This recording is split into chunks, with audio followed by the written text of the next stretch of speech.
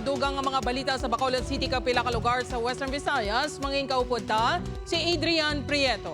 Si Adrian? Yes, Jers, mga pusang madamog nga salamat.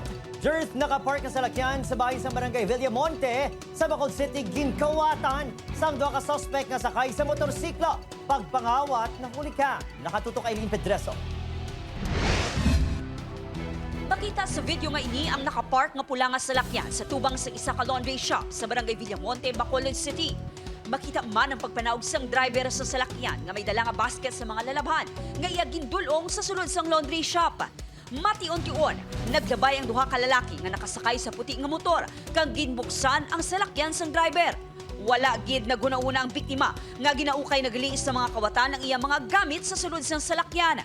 Ang nabiktima nga driver, kagawad pa mismo sang barangay nga aminado nga kumpiyansa sa lugar, rason nga wala na sinigin lock ang salakyan. Nang kay damo ga park ga hazard lang ko. Githink na ko mo ko ila ko hindi galing kay mbay ko bala dasig lang man kay mabili lang ko laguan. Pagsulod ko sa sigdasig lang gid mga 23 seconds naglabay na ang motor.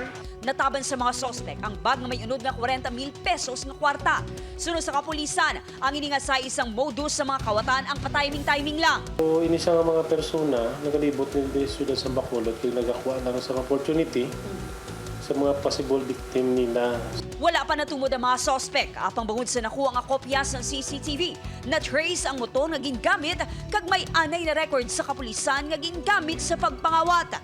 Panugyan sa kapulisan, ibutang sa siguro ang gamit kag hindi maghatag kumpiyansa sa mga kawatan nga nagahulat lang sang oportunidad.